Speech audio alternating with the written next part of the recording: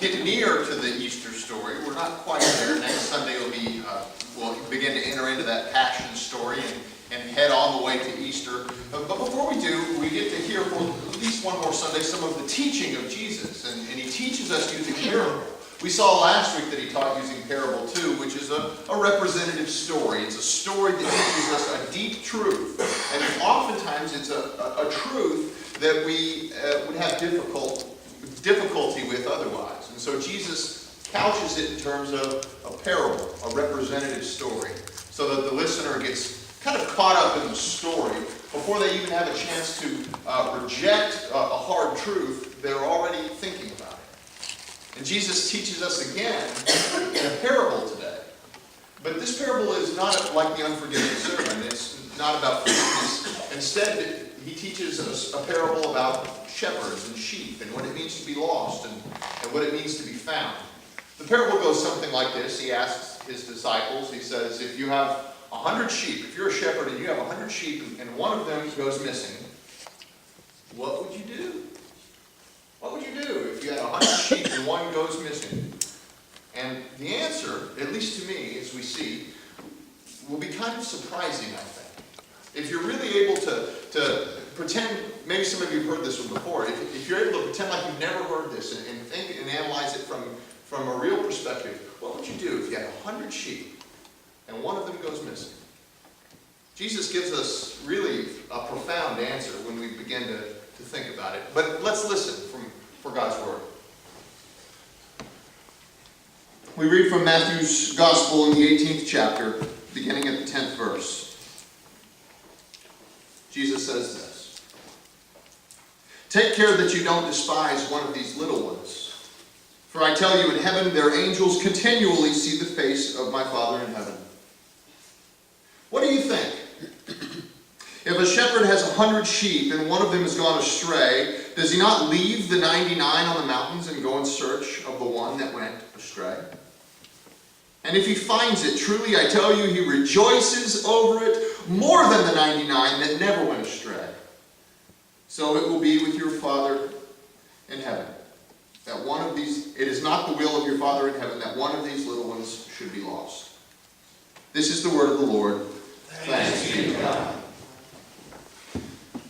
I've always been pretty comfortable in churches. I guess that's the consequence of growing up as a pastor's son. You get used to the flow and the feel of a church service. I've been in Methodist churches. That's where I primarily grew up in, and obviously Presbyterian churches. My mom was Lutheran, so we even visited some Lutheran churches.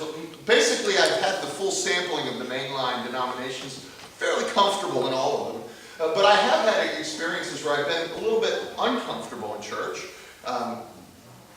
One of the most recent occasions was when I was in seminary, and Brittany and I actually went and visited an Eastern Orthodox church. That's a little different. But one of the other occasions, probably the first time that I felt this way, was when one of my Catholic friends from high school invited me to go to church with him. Now, I went to church with him because I'd never been to a Catholic church. I've been, like I said, to almost every other denomination I can think of, but never Catholic. And I went into the Catholic church, and I thought that the ritual and the ceremony was beautiful. But I felt uncomfortable because, well, I didn't really know what was going on there. I wasn't used to that way of worshiping. They would read out of a book. Actually, most of them had the particular parts of the service memorized, but the page number was listed in a book, so I was trying to figure out which book they were reading from, and additionally what language they were reading from, because it was strange. It was different. They knew when to stand up, but I didn't. And they knew when to sit down, but I didn't. And they actually have another piece of worship too. They knew when to kneel, and I didn't. They have rails that pull out and you can kneel down. But it was a service that was beautiful, admittedly, but it was also uncomfortable for me. I probably wouldn't have gone back because I felt like I didn't know what I was doing. I felt lost in the midst of that service. And I bet that you have probably at some point in your life felt lost in a religious situation as well, uncomfortable before. Hopefully not in this church, but maybe you have. Maybe you've gone with a friend to visit another worship service and you felt a little uncomfortable because it's not what you're used to. Maybe they said trespasses instead of debtors. Or maybe they sang different style of song. Maybe they raised their hands when they sang. Or maybe you were afraid that you might be sitting in someone else's pew. Isn't that always the worry when you go to a visit at another church? Whose pew are you sitting in? I joked with Ann when I came to this church. I told Ann that it was my objective to try and have so many visitors on a normal basis that I have to move her out of her pew. I'm working on it. We'll get there. But you know what I mean, don't you? When you walk into a church and you wonder whose pew you're sitting in, or what songs they're going to sing, and you feel a little out of place. You feel what kind of lost. And I wonder on a normal basis, if someone were to walk in here off the street, never been to church before in their life, what would they think about what we do here? Would they look at me wearing this robe and say, well, did the preacher just get out of bed? Or is he about to preside over a criminal court? Why is he wearing a robe? Or maybe they look at these things and say, wow, those sure are some fancy park benches. Why are they in the church here? Why? Or maybe they look at this instrument over here and say, what is that? It's a fancy piano with multiple levels of keys. Now maybe you're thinking to yourself, come on, John, people know what pews are and organs are. But maybe they don't. In the cultures that we have grown up in, people that are a generation older than me and even older, the modern generation grew up where the culture and the church were very closely knit together, very much intertwined. And so even if you weren't a regular churchgoer, you knew what pews were and organs were. But what about someone who's never been to church, especially not a mainline church? And they walk in. Where else in their life would they have seen pews? Where else in their life would they have seen someone wearing a robe? Or do they go in their car and flip on the radio and hear organ music? Not probably. So, would they be comfortable? Or would they feel lost? I think we can all relate to what it means to feel lost in a religious situation. And it's not a new phenomenon by any means. In fact, it goes all the way back to the first century, even before that. But Jesus came and he began to address this. He was passionate about reaching those on the periphery, those who the religious institutions had effectively made lost, those who had no way of really connecting in the way that the religion was set up, no way to connect to God through the normal means. Jesus was passionate about these people. And we know, if you've been following along, reading between the sermons in Matthew, that Jesus was hanging out with these people all the time. He was with the tax collectors and the prostitutes and the drunks and the unclean and the outcast. He spent his time with the people on the periphery, the lost.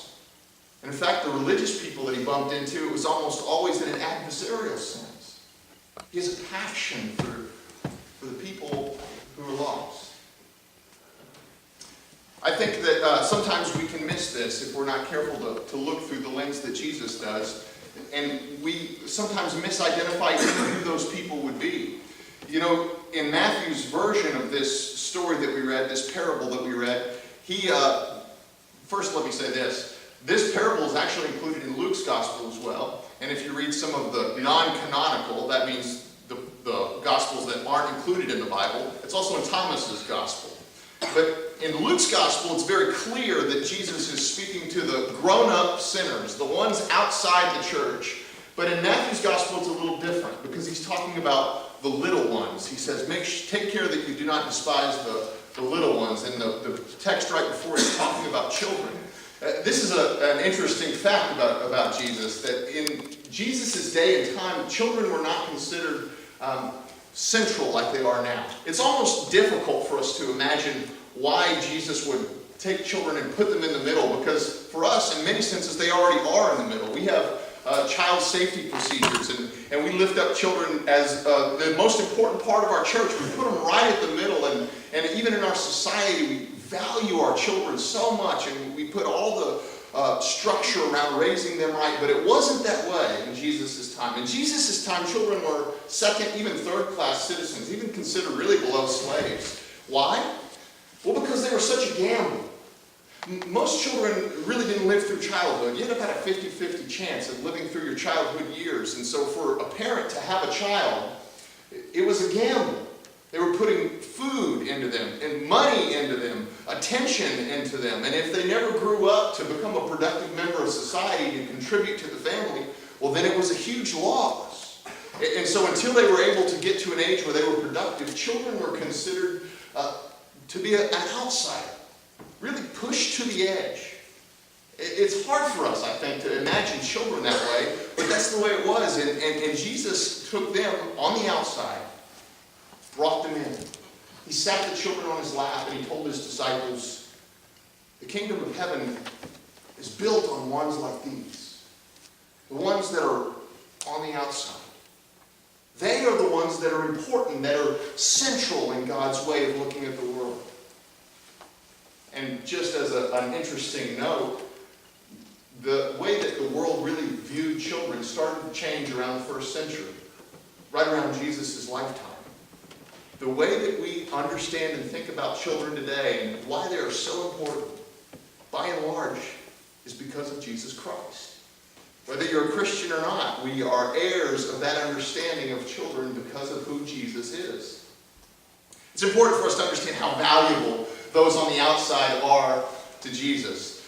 There was a mother who bought contact lenses for her son. I remember when that happened for me. I was excited. It was a young man, junior high, and it was nice to get out of my glasses and into my contacts. I was very excited about that. But one thing that children don't realize when they get contacts is how expensive they are. I realized that in college when I had to start paying for them myself. But they're expensive, contact lenses are.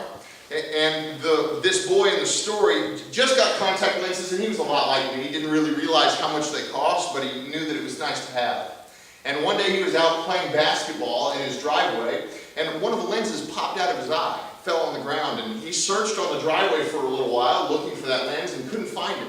If you've ever had contact lens popped out, you know you've done this before, right? Looking for it with one eye open and one eye closed.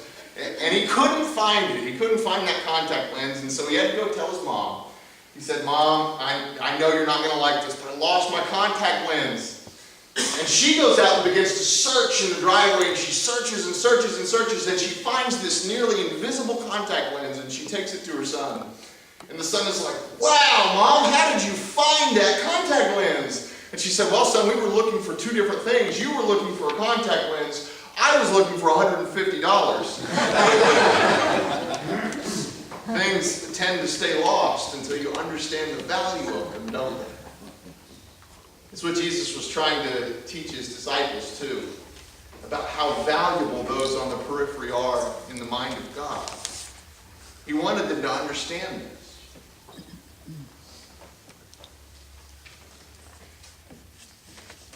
Jesus is passionate about the lost. And I think that we too will miss that passion. We'll miss that passion unless we can see it as valuable as Jesus does.